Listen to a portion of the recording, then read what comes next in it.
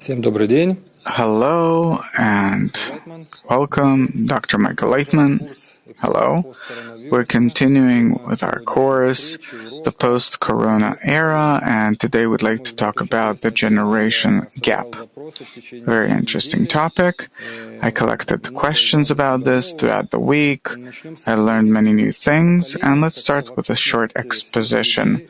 A generation is like the sum total of all people that live in a certain historic period. Psychologists say that it's within the boundaries of about 20 years, and it has to meet three criteria. They're in the same historic era, they have the same models of behavior more or less, and share a collective kind of experience in life. We know that the generations are divided into baby boomers, X, Y, and Z.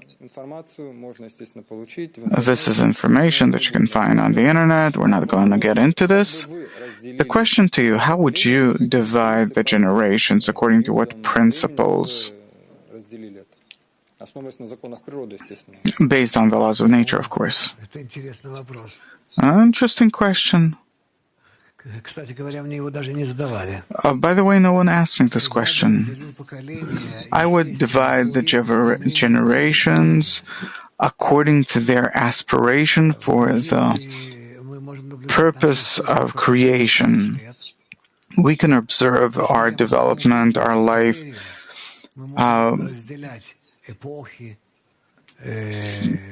of how it was throughout thousands of years, and see the differences, but since I'm engaged in the wisdom of Kabbalah, I divide everything happening in our world into, or according to, man's aspiration for the purpose of creation. Therefore, for me, a very important era is starting with ancient Babylon, where the wisdom of Kabbalah was founded, established, under Abraham, who was back then their leader, who committed a spiritual revolution that called out to people to come together, unite, love another as yourself. By the way, that generation is called the generation of separation.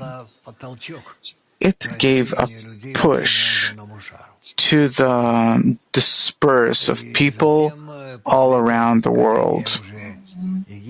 Afterwards, there is the generation of Egypt, the coming out of Egypt,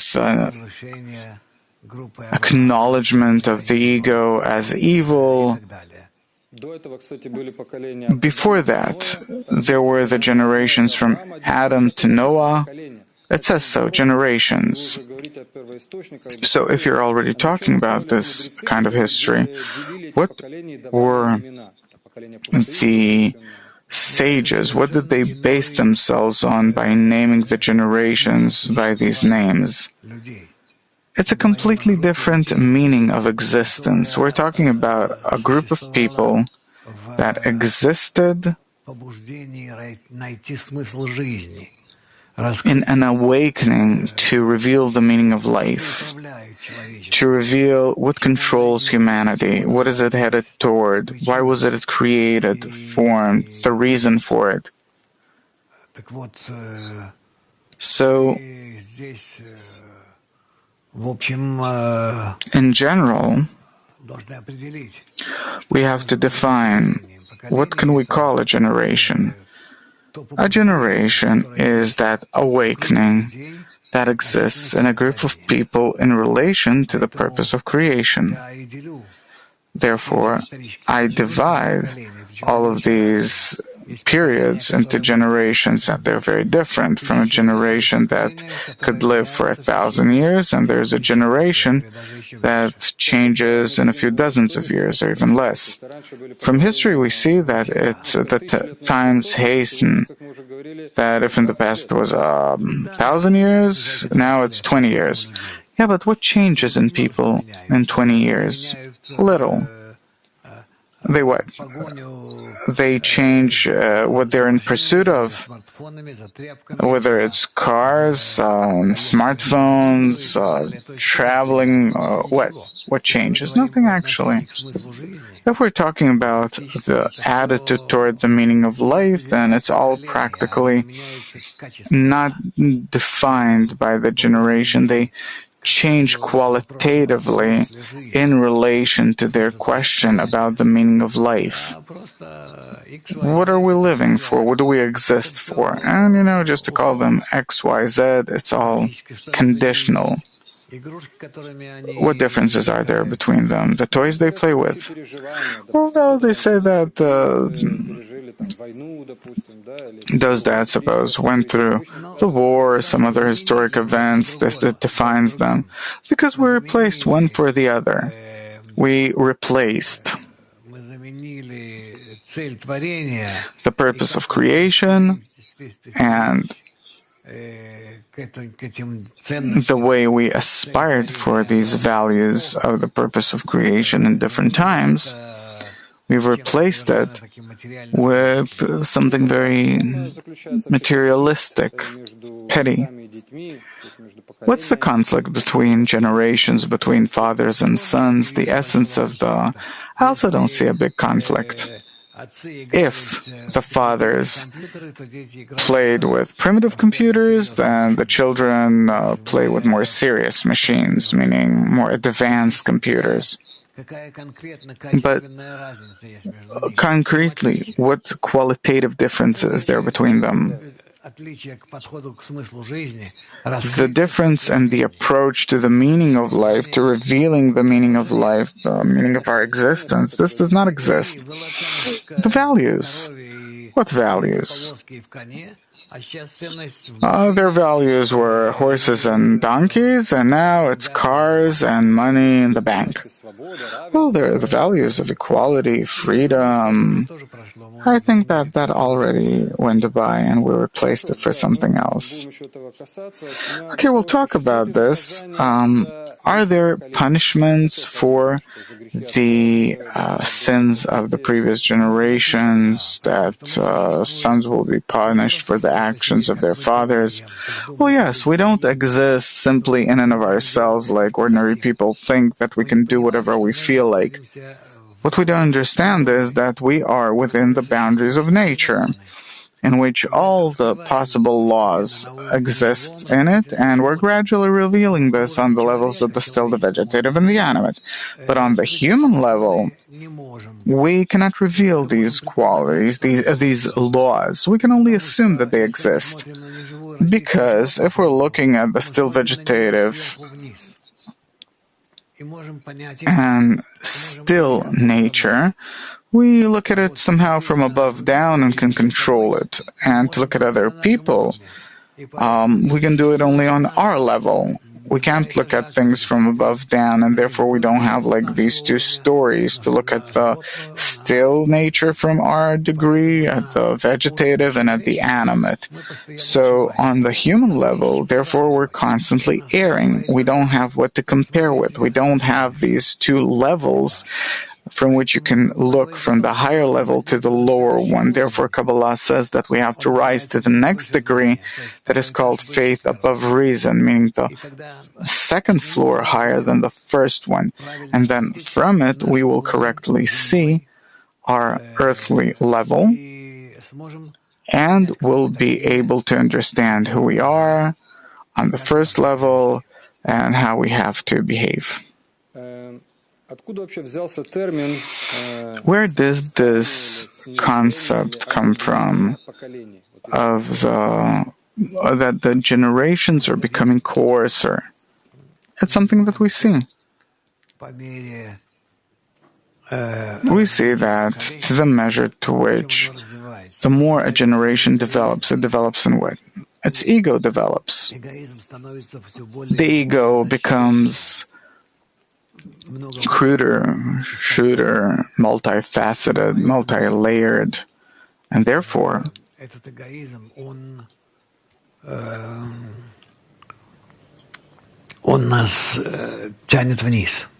The ego is pulling us downwards, and we have to somehow balance it out by our aspiration upwards for something higher. But we do not understand this yet, but we have come to a time where we can start understanding how to act in order to balance our ego out and more or less to influence the way we live.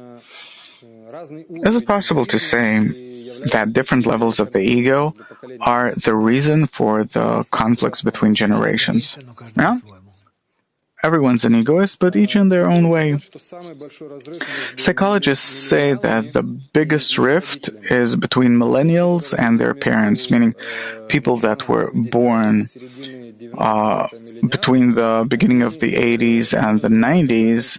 They call this conflict a digital divide, meaning those that already started working with the internet, and between them there's this great abyss. What do you think would happen in this period, maybe besides the digital divide?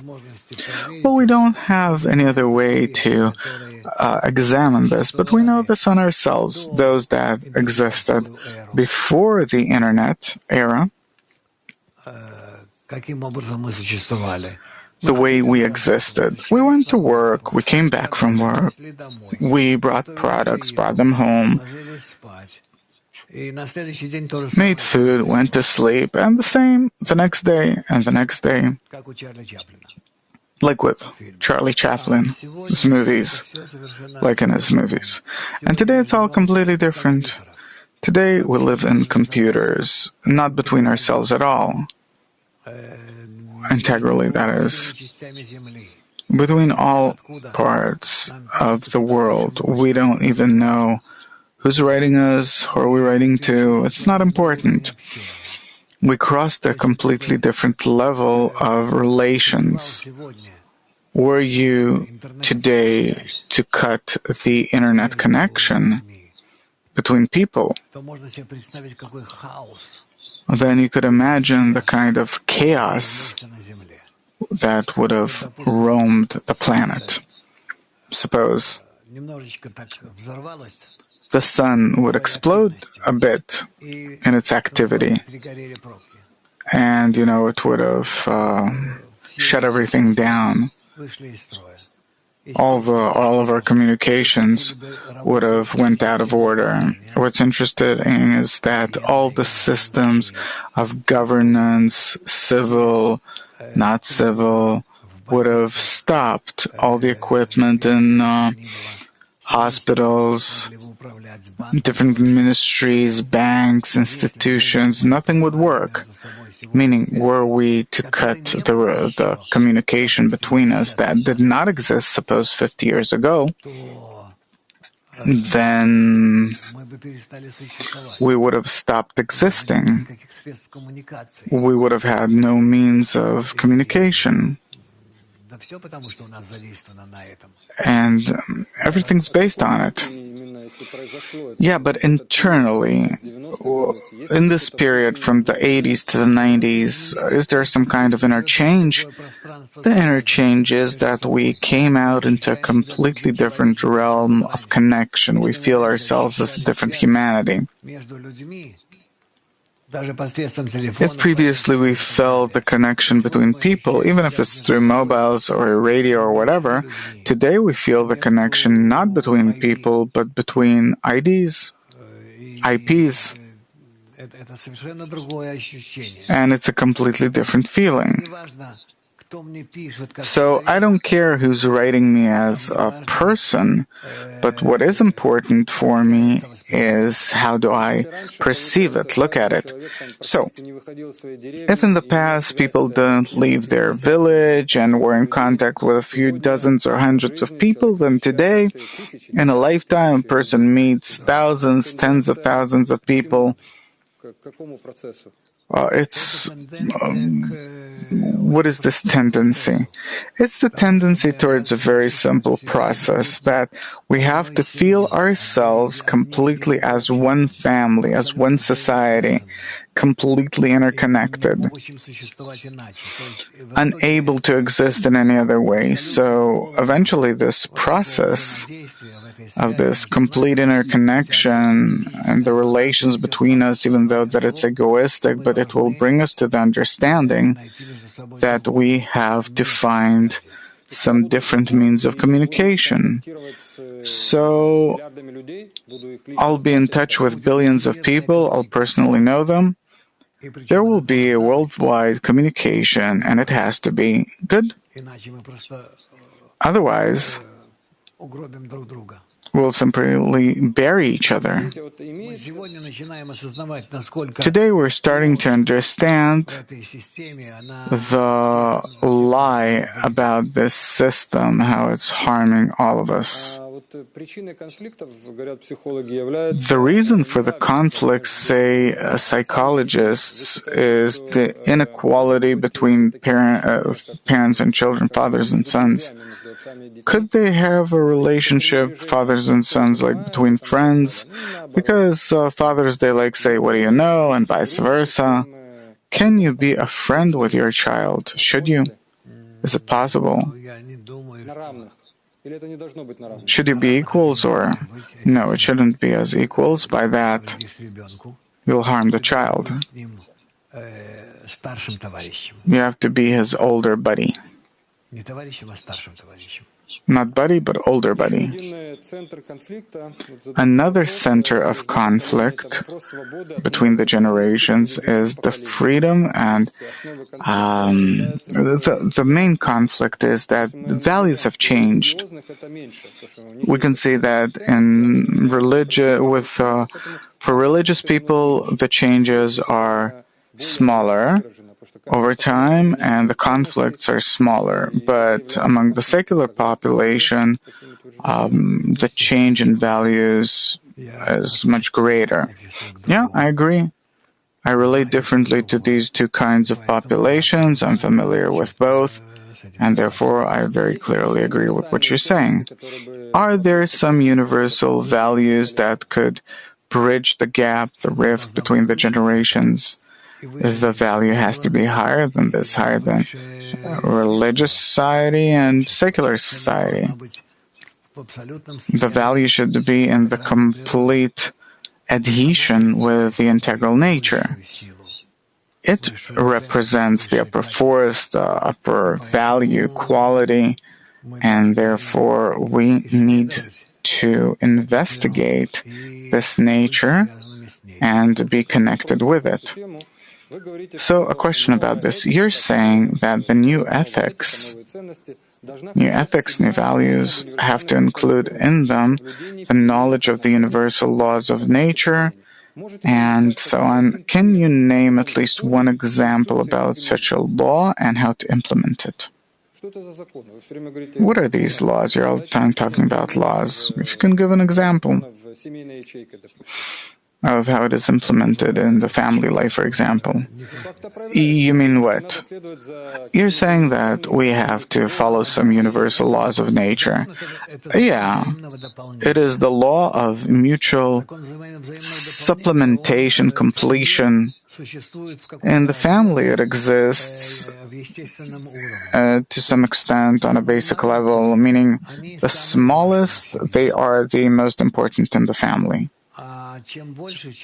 And the more grown-up a person is, mature, stronger, the more he owes others. These are the kinds of laws that also have to be in society. There are conflicts between men and women for thousands of years, between fathers and sons, nations, countries. It's a fact. But what conclusion can we derive from these conflicts? What does nature want to show us? It's natural. Nature wishes to show us that we have to rise above these conflicts to a point where everyone will see themselves as one family. And in a family, like I just said, we supplement each other, complete each other. Everyone puts into the general piggy bank as much as he can. A small child, by his warmth and participation, an older one, with his bigger participation, mature participation. Why do we have to rise above this? If we look at nature, there you have these conflicts in the animate world and coercion and whatnot. Maybe these are natural things. Why are we suddenly starting to think maybe we should change all this, rise above it? In the animate world, it exists. It's a law. But we came out of the animate world, and we have risen to the degree of man. Meaning, even our ego is not like animals have. They have an instinctive ego given to them by nature that they can't change, that they can only use it to their maximum benefit. But not so for man. He is a social creature. He has to correct himself in order to be socially beneficial. And here you can't do anything. This is something that we have to be engaged in. Otherwise, we have no future. So when you're saying that we have to look at the laws of nature and learn from nature, you don't mean that we have to look at how it's all built instinctively in the animal kingdom. No, that could not be an example for us. But we're a part of nature. We're a part of nature, but only according to our animate body, not according to our ego. I don't think that we should mix these two levels in us. This is something that we have to scrutinize. Okay, we'll talk about this on our future shows. Do grandparents have a special function in the development of their grandchildren? And how does it differ from parents? Parents, they prepare their children for the material life. Grandparents, they give their grandchildren a more universal view, understanding, more spiritual kind of understanding, so we have to understand their significance. Today it's hard for older people to catch up with the younger people. Psychologists say that this is one of the reasons for the disregard of children for their parents, meaning if in the past parents pass something on, some understanding from generation to generation, today everything completely changed. You're talking from the point of view of complete egoism. That a child can, provide for himself, but he also needs some kind of mental, emotional, psychological support. And without grandparents, parents, he can't find it. But still, what can parents give their children nowadays? What kind of emotional support? When children have their own children, then the parents can give their children what the children feel that they really need. Okay, let's have a blitz. Short questions and answers. What generations can we mention as a turning point in human development? There are many such generations. Each generation determines something in humanity. Well, one generation from which some kind of development of mankind started. The spiritual development of mankind started with the building of the first temple. The matter isn't about the building itself, but about that period in time. Then people seriously started connecting with each other, and in that connection to reveal the upper force, the Creator. So from that point on, it was about 1,000 years BC. This is when humanity started developing spiritually. Well, it started even earlier in ancient Babylon, but actually intensively from the times of the first temple. What changes a generation? Historic history, wars, cataclysms, inner program. In an interconnected global world, how does the conflict between generations influence or affect the entire system? Will this go and grow? It will go and grow to the measure to which the generations will solve the problems of the interconnections between them, and in their connection by it, they will influence the general picture of nature that will influence them in return. So the conflicts will grow. I hope that along with it, human reason, understanding, knowledge will grow, and by it compensating the contradictions between the generations. What does a younger generation need to receive? The younger generation has to receive from the older generation an attitude toward the purpose of creation, the meaning of life. That doesn't change. Everything else changes. It's all just the clothing, but the purpose of creation does not change. What can bridge the gap between fathers and sons? Also, this is the goal set before everyone that we have to go through and achieve a whole, complete, and eternal state. The conflict between parents and children, fathers and sons, exists for a long time. What is special about these times? I'd say that the current conflict is in that children have to rise to the level of a completely different new form of existence than their fathers existed in. In the relations between them, they have to discover the next level of their existence, something that their fathers did not have, that they subconsciously yearned for but didn't exactly know how to implement it. And today children have this ability. In the current society of consumption,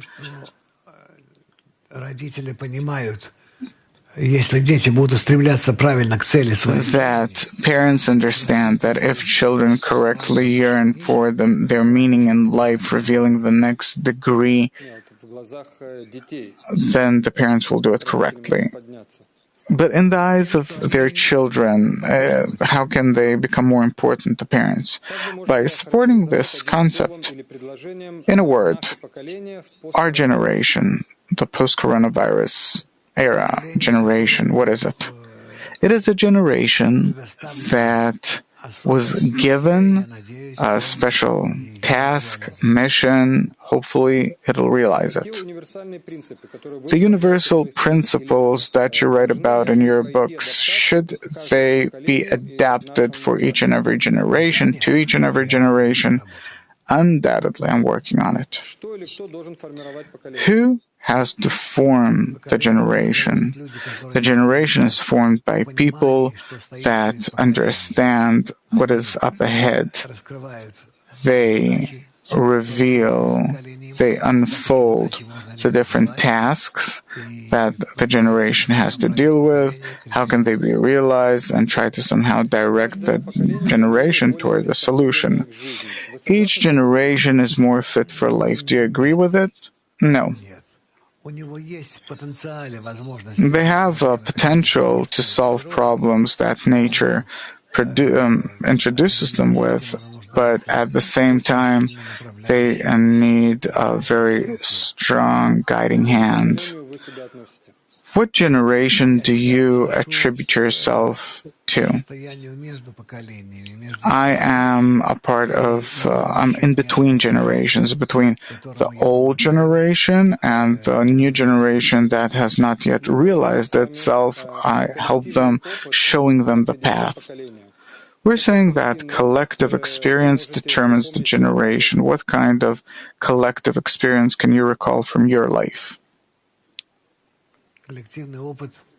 Collective experience in my life gave nothing besides negative, a big negative warning sign. all the positive I got from my teacher. Well, in conclusion, what could you advise about conflicts, the conflicts between generations, the gap between generations, what can bridge the gap? I hope that the past generation will be wiser and smarter, will relate more wisely toward the newer generation. The newer generation will understand that they will have a very serious task in life that they have to solve, and they have to solve it independently. The previous generation will support, but will not be able to show the path for the new generation. We're in such a period in time where the younger generation has to acquire a new method, ideology, attitude toward life and the world. This is what I hope them. All the best. Thank you very much for your answers. Till next time, all the best.